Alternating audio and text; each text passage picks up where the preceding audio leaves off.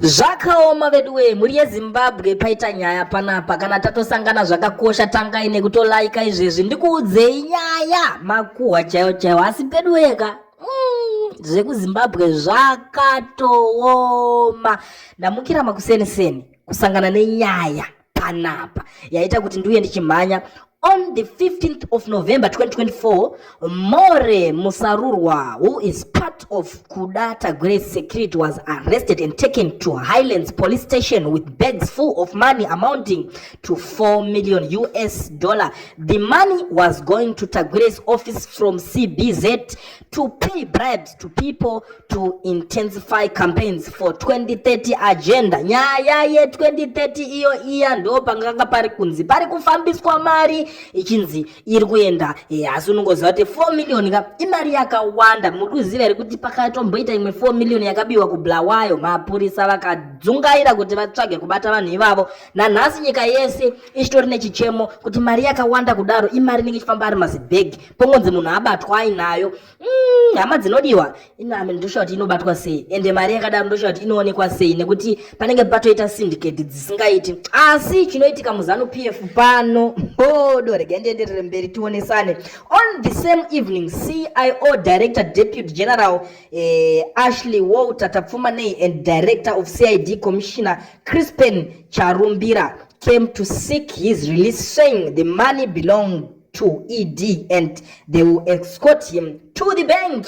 Sekutaura kwatinogara takatozviita paya kuti ukangobata munhu atumwa neZANU unonzi zvoni wabata datya resvipe nekukasika tisati takunyudza tisati takupfudza nekuti rinogona kukumedza ndiro. Saka unongonzi aiwa wabata zvisingabatwe, wabata magetsi unogwinwa apa miwe kana mari as long as pakangotiwa kuti mari iyoyo inenge iri yevakuru vemubato reZANU-PF. Ndo imwe nyaya maendekera yakaita pano.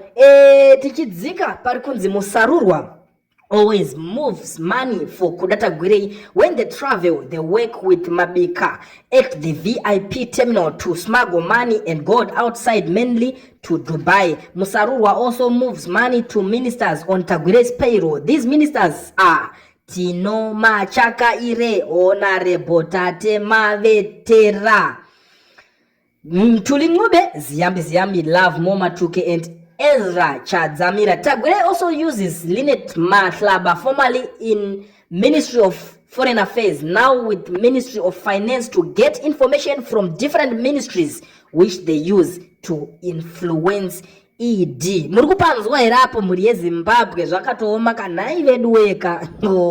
Toenda zvekuchidi manje. ED has been captured by Tagwire, who wants to be appointed Prime Minister. Yave kunzi Tagwire uda kuitwa Prime Minister. Pakambobuda pachinzi ari uda kuitwa President chai iko zvinonzi uda kuitwa Prime Minister. All the dirty campaigns to smear ZANU-PF leaders outside the for ED cult, which is not aligned to Dr. Aksi and Tagwire, is being schemed by Tagwire, and he is using his corrupt money to buy attack dog in the party and in the security sector. Kuda T Bulldog now he has a CIO escort. Naivedwe munhu ari kufamba nema escort ema CIO ema chichi nayo hama dzinodiwa zviriko here izvi ndo zviri kuitika. Ende chinombodzi ma CIO chacho chimbori chii ndo chimwe chinhu chanetsa nyika ichocho chinonzi ma CIO cha benefita bato reZANU-PF asi chashungurudza ma citizens eZimbabwe. Why waste money? Why waste taxpayers' money on this corrupt person? Why should Tagwire have security that compromises 15 ex-commanders, 4 CSU officers, 4 CIO officer in service, 1 person from bomb squad?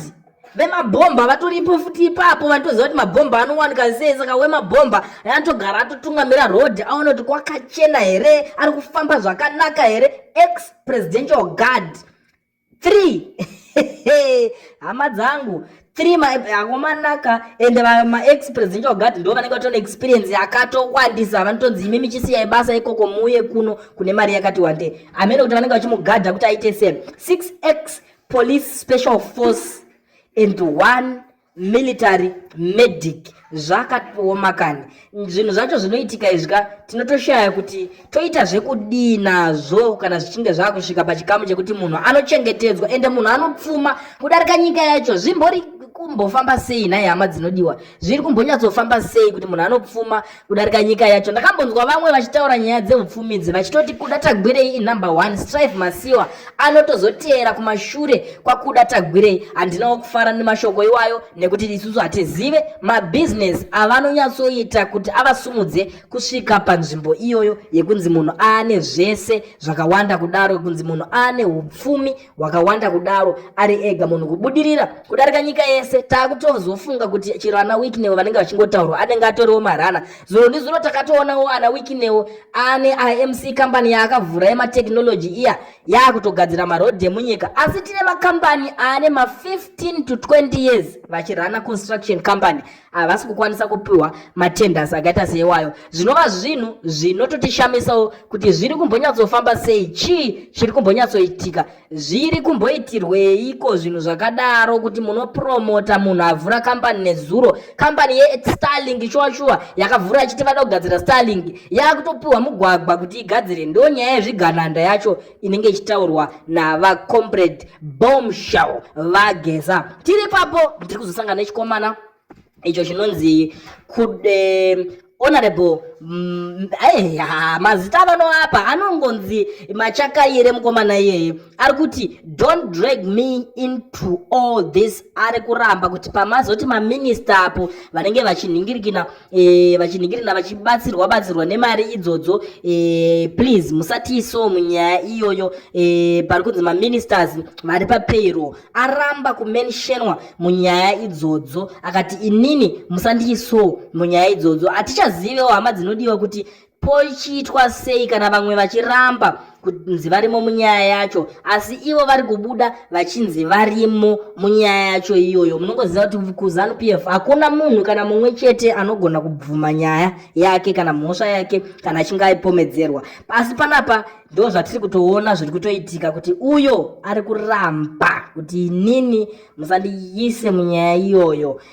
Zvinosiririsa veduwe, asi nyika yese yeZimbabwe ine shoko pari zvino. Vari kuvhunduka kuti zviri kufamba sei. Upfumi hwese uyu pamunhu mumwe chete, upfumi hwese uyu munhu 1 ari kuwana mari yese iyoyo chirudzii kuti zviite sei. Akamira sani ende akamira pai. Ndo masituations atiri kuona, masituations atiri kusangana nawo munyika yekwedu. Sekutaura kwandinogara ndakazviita kuti panonzi panyaya version hatina nyaya yatinokwanisa kuregedza kutaura kana nyaya yatinotya kutaura. Saka zvakakosha dedzai hapa neshamwari muvaudze vauye vagare vasubscribe vojoina this amazing chaiyo family ine hasha nenharo dzese dzezvinhu zvinenge zvichiitika. Tokuudzai nyaya dzese dzinenge dziripo. Saka kana muchinge mapedza kuteerera nekunzwisisa ino, chatova chikumbiro kuti musiye malaika, musiya makomenda muchitiudzawo mafungiro nemaonero enyu panyaya iyo yanetsa kudai soyi.